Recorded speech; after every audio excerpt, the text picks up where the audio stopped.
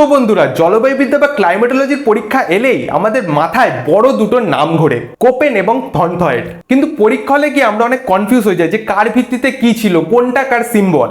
আজকের ভিডিওতে আমি খুবই সহজভাবে এই দুটো ক্লাসিফিকেশনের তুলনা করব এবং কিছু শর্টকাট টেকনিক শেখাও যাতে তোমরা পরীক্ষার খাতায় ফুল মার্কস পাও। তো চলো শুরু করা যাক। তো প্রথমে আসি কোপেনের শ্রেণীবিন্যাস। ঠিক আছে, তো আমি এখানে লিখে দিচ্ছি কোপেন বলে লিখছি, তাহলেই তোমরা বুঝে যাবে। এর বিষয়ে কিছু জানতে হবে আমাদের।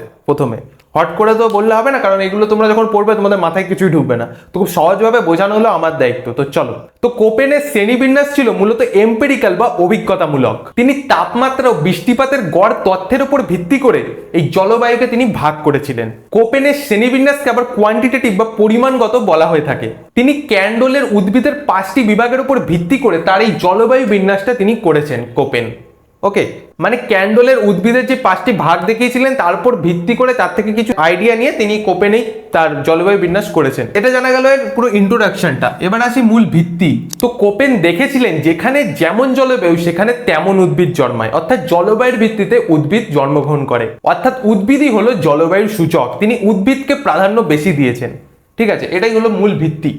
এবার আসি তার পরের পয়েন্ট, চিহ্নের ব্যবহার। তিনি বড় হাতের ইংরেজি অক্ষর ABCDE, ছোট হাতের ইংরেজি অক্ষর এরকম ভাবে লেটারগুলো দিয়ে তিনি জলবায়ু অঞ্চলকে ভাগ করেছেন এবং তাদের নাম দিয়েছেন। মানে এক একটা লেটারকে তিনি এক এক ভাবে বুঝিয়েছেন। ঠিক আছে, তো সেগুলো জানছি একটা একটা করে। তো চলো।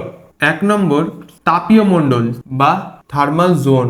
তিনি পৃথিবীকে A মানে উষ্ণ, B মানে শুষ্ক, C মানে নাতিশীতোষ্ণ, D মানে শীতল এবং E মানে মেরু, এই 5টি প্রধান ভাগে ভাগ করেছেন এরকম ভাবে। ঠিক আছে, এবার আসি তার পরের পয়েন্ট, 2 নম্বর চিহ্নের ব্যবহার তিনি কিসে করেছেন?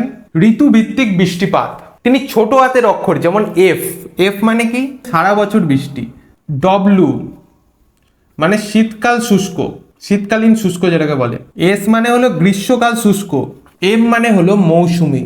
এই তিনি ছোট হাতের অ্যালফাবেট দিয়ে তিনি ঋতুভিত্তিক বৃষ্টিপাতকে বুঝিয়েছেন। কোনটা কি বুঝিয়েছেন আমি তো লিখেই দিলাম। তো এবার আসি তার পরের পয়েন্ট কি সুবিধা। তো কোপেনের যে ক্লাইমেট ক্লাসিফিকেশন সেটি খুবই সহজ এবং এটিকে ম্যাপে দেখানো খুব ইজি, তাই সারা বিশ্বে এটি বেশি জনপ্রিয় থর্নথয়েটের থেকে। ঠিক আছে, এই ক্লাসিফিকেশন। তো এটা হলো সুবিধা, চলে গেল। এটা কিন্তু আর লিখছি না, তোমাদের মুখে মুখে বলে দিচ্ছি, কারণ তোমরা খুবই স্মার্ট, যা বলছি সব সহজেই বুঝে যাবে। ঠিক আছে, তো এটা গেল কোপেন। এবার আসি থর্নথয়েট। তো এবার আসি CW থর্নথয়েটের কথায়। তো থর্নথয়েটের চিন্তাধারা ছিল কোপেনের থেকে একটু উন্নত বা জেনেটিক। তার শ্রেণীবিন্যাস ছিল মূলত অ্যানালিটিক্যাল বা বিশ্লেষণাত্মক। তিনি নানান ম্যাথমেটিক্যাল ক্যালকুলেশন তার এই ক্লাসিফিকেশনে তিনি দিয়েছেন। তার ফলে তার এই ক্লাসিফিকেশনটা কোপেনের থেকে একটু জটিল রূপ ধারণ করেছে। তো তিনি দেখলেন এভাপোট্রান্সপিরেশন বা বাষ্পীভবন প্রচ্ছেদন, অর্থাৎ কতটা জল মাটিতে পড়ছে এবং কতটা জল সেই মাটি থেকে বাষ্পের মাধ্যমে আবার আকাশে ফিরে যাচ্ছে। তো তিনি দুটো প্রধান সূচকের কথা বলেছেন। 1 নম্বর, PE ইন্ডেক্স। PE এর ফুল ফর্ম হলো প্রেসিপিটেশন এফেক্টিভনেস, অর্থাৎ বৃষ্টি কতটা কার্যকর হচ্ছে তার উপর ভিত্তি করে তিনি PE ইন্ডেক্স তৈরি করে। ঠিক আছে, এই ইন্ডেক্সের ব্যাপারে আমরা অন্য কোনো দিন জানবো, যখন আমরা থর্নথয়েট পুরো বিস্তারিত জানবো সেদিন। ঠিক আছে, আজকে আমরা কি করছি, তুলনা করছি। তো অত কিছু আমাদের জানার দরকারও নেই আর পরীক্ষার খাতায় লেখারও দরকার নেই। ঠিক আছে, তারপরে একটা কি ইন্ডেক্স আছে, TE ইন্ডেক্স। টির ফুল ফর্ম হলো থার্মাল এফিসিয়েন্সি, অর্থাৎ গরম কতটা বেশি। ঠিক আছে, একটা হলো কি P ইন্ডেক্স মানে বৃষ্টিপাতের পরিমাণ কত, আর একটা হলো T ইন্ডেক্স, সেটা হলো গরম কতটা বেশি। এবার আসি তার পরের পয়েন্ট, PET এর গুরুত্ব। তো থর্নথয়েট নিয়ে এলেন PET অর্থাৎ পোটেনশিয়াল এভাপোট্রান্সপিরেশনের ধারণা। সহজ কথা, একটি নির্দিষ্ট অঞ্চলে কত পরিমাণ জল বাষ্পীভূত হয়ে আকাশে উড়ে যাচ্ছে সেটাই। তো এবার আসি তার পরের পয়েন্ট কি জলের ভারসাম্য। তিনি বৃষ্টিপাতকে যোগান এবং PET কে চাহিদা তুলনা করে তিনি ওয়াটার সারপ্লাস বা জল উদ্বৃত্ত বের করেছেন। এখানে একটু সহজভাবে বলতে গেলে তিনি বৃষ্টিপাতকে যোগান বলেছে, মানে বৃষ্টি হচ্ছে মানে ভূমিতে জলের যোগান হচ্ছে এবং সেই ভূমি থেকে জল বাষ্পীভবনের মাধ্যমে অর্থাৎ PETর মাধ্যমে যখন আবার পুনরায় আকাশে ফিরে যাচ্ছে সেটাই বলছে চাহিদা। ঠিক আছে, এই দুটোকে তুলনা করে তিনি যে জলের যে ঘাটতি সেটা তিনি বের করেছেন। আশা করি বোঝা গেল। এবার আসি তার পরের পয়েন্ট, অসুবিধা। এটি কোপেনের থেকে অনেক বেশি জটিল, কারণ এখানে নানান গাণিতিক ক্যালকুলেশন রয়েছে। কিন্তু একটা কথা মাথায় রাখতে হবে, এটা কিন্তু বৈজ্ঞানিকভাবে অনেক বেশি নির্ভুল।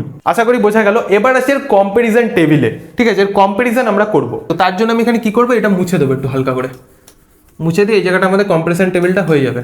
তো এখানে লিখবো কোপেন এবং এখানে লিখবো থর্নথয়েট। এখানে লিখবো একটা একটা করে পয়েন্ট, মানে যে হিসাবে আমি পার্থক্যটা দেবো, ঠিক আছে। তো দেখতে পাচ্ছ আমি সব পার্থক্যগুলো লিখে নিয়েছি একবার, তাই তোমাদের বোঝাতে সুবিধা হবে, ঠিক আছে, বারবার লেখা করা। আর দেখতে পাচ্ছ কালিটা প্রচুরই মোটা হয়ে গেছে, তো দেখতেও তোমাদের অসুবিধা হতে পারে লেখার সময়, তো তাই জন্য আমি তোমাদের একবার বলে দিচ্ছি, ঠিক আছে। তো ফার্স্ট পার্থক্য কি, ভিত্তি, তাপমাত্রা ও বৃষ্টিপাত। কোপেনের ক্ষেত্রে হলো তাপমাত্রা বৃষ্টিপাত এর ভিত্তি। থর্নটোয়েডের ক্ষেত্রে কি, পিইটি বা জলের ভারসাম্য। পিইটি বা জলের ভারসাম্য মানে তোমাদের আগেই বলেছি, যেটা হলো পোটেনশিয়াল এভাপো ট্রান্সপোর্টেশন বা বাষ্পীয় ভবন প্রস্বেদন, ঠিক আছে। কোপেনের উদ্দেশ্য ছিল বিশ্বব্যাপী জলবায়ুর সীমানা নির্ধারণ, বিশ্বব্যাপী জলবায়ুর সীমানা নির্ধারণ করা ছিল কোপেনের উদ্দেশ্য। আর থর্নটোয়েডের বিভাজনের উদ্দেশ্য ছিল কৃষি ও জলসেচ ব্যবস্থায় জলবায়ুকে কিভাবে কাজে লাগানো হয়, মানে কৃষি আর জলসেচের ওপর ভিত্তি করে তিনি তার ক্লাসিফিকেশন করেছিলেন। পদ্ধতি, এটি মূলত এম্পেরিক্যাল বা অভিজ্ঞতামূলক, যেটা তোমাদের প্রথমেই বলেছিলাম। আর এটা কি অ্যানালিটিক্যাল বা বিশ্লেষণাত্মক, ঠিক আছে। প্রয়োগ, সারা বিশ্বের জলবায়ুর ম্যাপ তৈরিতে ব্যবহৃত হয় কোপেনের যেই জলবায়ু বিন্যাস, ঠিক আছে। কৃষি পরিকল্পনা জলসেচ ব্যবস্থায় বেশি কার্যকর, মানে বেশি কৃষির ওপর জোর দিয়েছে, জলসেচের ওপর জোর দিয়েছে, বাষ্পীভবনের ওপর জোর দিয়েছে, জোর দিয়েছে কিসের ওপর, তাপমাত্রার ওপর, বৃষ্টিপাতের ওপর, ঠিক আছে। নির্ভুলতা, সীমানাগুলি নিখুঁত হয় না, কারণ এর মধ্যে কোনো গাণিতিক প্রয়োগই থাকে না, একটু অবৈজ্ঞানিকও থাকতে পারে, ঠিক আছে। এই যে থর্নটোয়েডের যেসব তত্ত্ব বা থর্নটোয়েডের যে শ্রেণীবিন্যাস, সেটা কি গাণিতিক হয়, এটি নিখুঁত না লিখে দিয়েছি ভুল করে, সরি, এটি নিখুঁত হয়, ঠিক আছে। গাণিতিক হওয়ায় নিখুঁত হয়। এত মোটা কালি যে আমি লিখতেও কি লিখছি সেটাই বুঝতে পারছি না, ঠিক আছে। অন্য কালি দিয়ে হয়তো লিখলে ভালো হতো, তাও ঠিক আছে, তোমাদের বুঝিয়ে দিলাম, লিখে ফেলেছি, আর কি করা যাবে। আরেকটা যেটা তোমরা লাস্ট 6 নম্বর লিখতে পারো, কি, উদ্ভিদের ভূমিকা। উদ্ভিদই জলবায়ুর মূল নির্দেশক। এটা কি, থর্নটোয়েডে কি উদ্ভিদ নয়, এখানে আর্দ্রতা বৃষ্টিপাত হলো মূল নির্দেশক। আশা করি বোঝা গেল। তো এবার আসি এর কনক্লুশন। তো বন্ধুরা, সংক্ষেপে বলতে গেলে তুমি যদি জলবায়ুর উপর কোনো ম্যাপ দেখতে চাও, তাহলে কিন্তু কোপেনের যে জলবায়ু বিন্যাস সেটা কিন্তু তোমার জন্য একদম ঠিক। আর যদি তুমি কৃষিকাজের জন্য উপযুক্ত জলসেচ এইসবের ব্যাপারে যদি জানতে চাও, তাহলে কিন্তু থর্নটোয়েড ইজ বেস্ট, ওকে, কারণ এর মধ্যে গাণিতিক নানান ব্যাখ্যা রয়েছে, আর এটি নির্ভুল বেশি। আর পরীক্ষার খাতায় লেখার সময় যদি বড় প্রশ্ন আসে, তাহলে কিন্তু এরকম তোমরা দুটোর ব্যাপারে লিখে এরকম চার্ট করে দেবে, ওকে। আর বন্ধুরা, তোমাদের কাছে আমার একটা প্রশ্ন হলো, তোমাদের কি মনে হয় ভারতের মতো বৈচিত্র্যময় দেশে কোন শ্রেণী বিভাজন বা কার শ্রেণী বিভাগটা আমাদের ভারতের মতো দেশের জন্য বেশি প্রযোজ্য? তোমাদের কি মনে হয় সেটা আমাকে কমেন্ট বক্সে অবশ্যই জানাও। আশা করি এই ভিডিওতে তোমাদের পুরো টপিকটাকে ভালো করে বোঝাতে পেরেছি খুবই সহজ ভাষায়। তো ভিডিওটাকে ভালো লাগে একটা লাইক করে দিও, চ্যানেলটাকে সাবস্ক্রাইব করে দিও। আর নেক্সট কোন টপিকের উপর তোমরা ভিডিও দেখতে চাও কমেন্ট বক্সে কমেন্ট করে যাও, ঠিক আছে। তো নেক্সট ভিডিও চলে আসবে, কোনো অসুবিধা নেই। তো চলো, বাই।